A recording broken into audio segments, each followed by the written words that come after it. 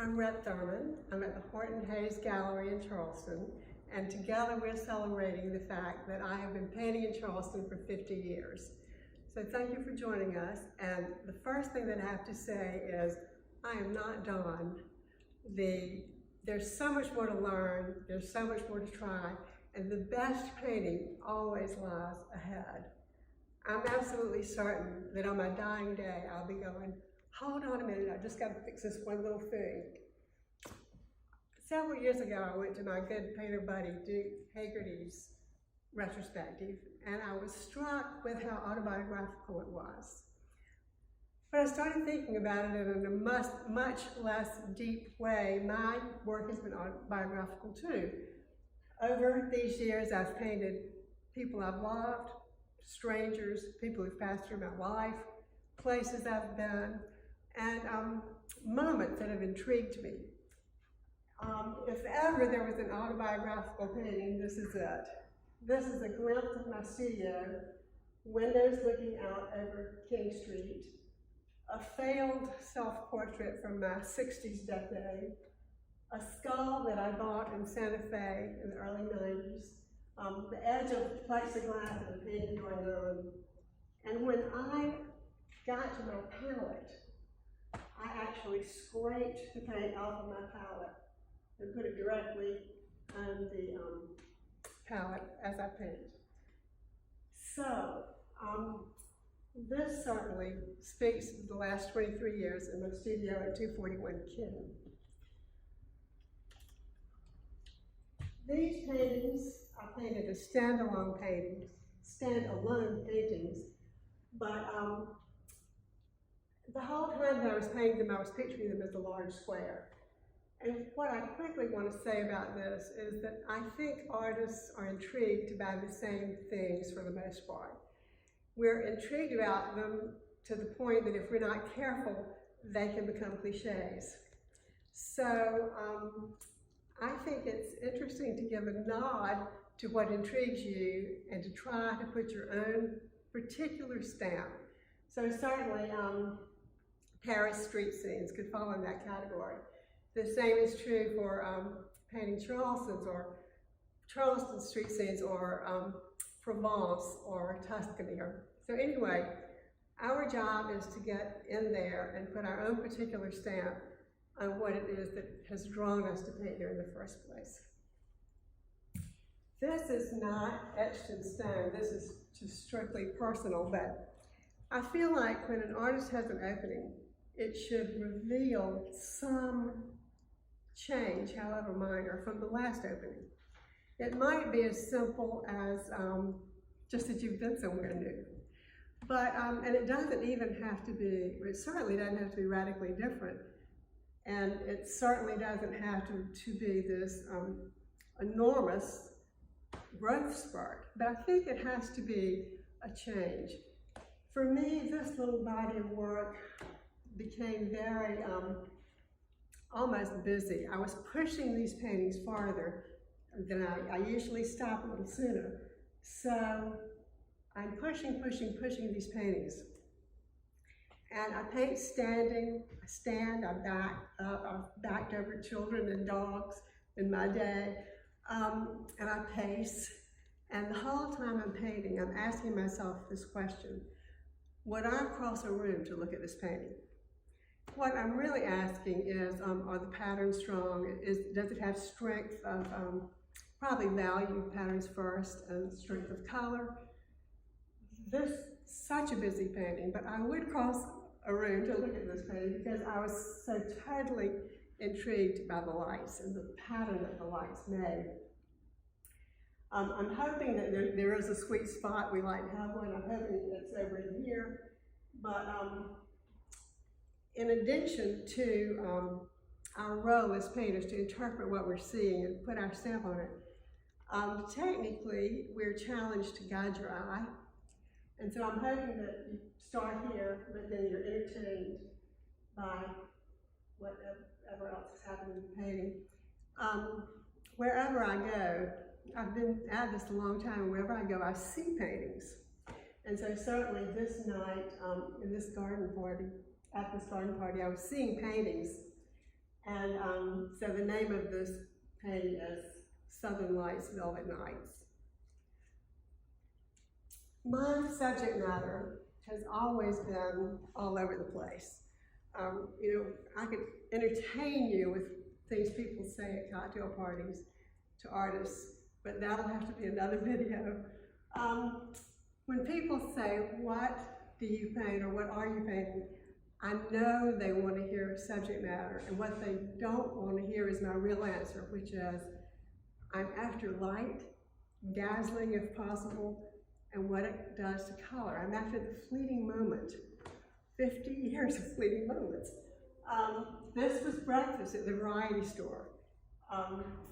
This was the windowsill after breakfast. You know, you see our wadded napkins, but the light was so beautiful that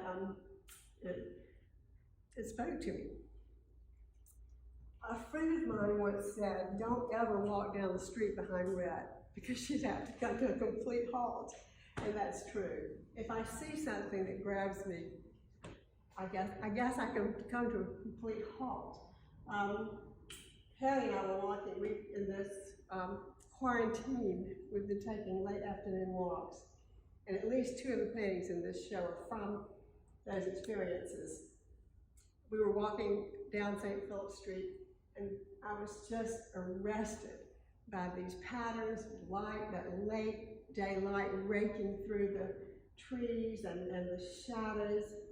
And so that's when I know it's something that I want to try. And I spoke earlier of the possibility of things that have become cliches, and I think we really have to be careful about things like Charleston street scenes. And yet, if we want to paint them, we want to do it well and uniquely. I taught at the Gibbs for a long time, and I taught some workshops as well. And what I used to say to my students is this: a good teacher or a good how-to book can speed you along your way, but a great teacher affects the way you think and see. So I've had good teachers in my day, and I think the way I see, I'm assuming, as a result of my relationships with them. Again, Hattie and I were out for a late afternoon walk, and we were walking up King Street the wrong way from the Battery because there was no traffic. And we passed what I think was probably the carriage house of the Miles Bruton house, which I think a lot of people might pass and think that it's 50 Shades of Grey. What I saw was this fabulous bounce light coming off of the sycamore tree and just bathing this building, the facade, in this yellow that turned the shadows almost magenta. And so that spot right there is how this painting was born. This painting is an outlier in this little body of work. I admire so many artists for so many reasons, both living and dead. But if you held a gun to my head and told me to choose one, I would choose Sorolla, who was a turn of the century, the 20th century Spanish painter. It was my joy to stand in his studio and garden and house about a year ago, and even more of a joy to experience that with beloved friends. But I've thought so much about why I love him, and I decided it would be a great learning experience to see what I would learn if I just tried to emulate one of his pieces. So this painting doesn't even have a title. It's signed after Sorolla, Rhett, and that's as close as it will come to a title. But here's what I thought about while I painted it. These wonderful, huge shapes, solid shapes. The juicy colors in the neutrals, what we think of as neutrals. Very hard for me, by the way. And then these funny little figures cut off that seem so random and are anything but random. They're pulling, he's directing our eye, as I said earlier. And last but not least, my favorite thing is something that I call white and repose. These really beautiful colors that he used, making light and shadow. So, Joaquin Sorolla, look him up. When I'm painting for a show, I always think, if I could just paint one more painting, it would be the blockbuster. It would be the linchpin of the show. Of course, that's rarely true, but I always think that. And this was what I thought was my last piece.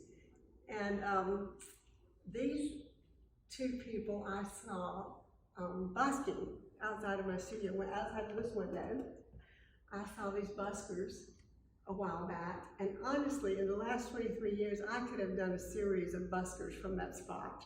It's just they love to tuck back in there and make music, and I love to throw up the window and listen. So I saw this beautiful pair of people making music, and knew that I wanted to try to paint them. And as a nod to what we're currently experiencing, the title of this painting is Love in the Time of COVID.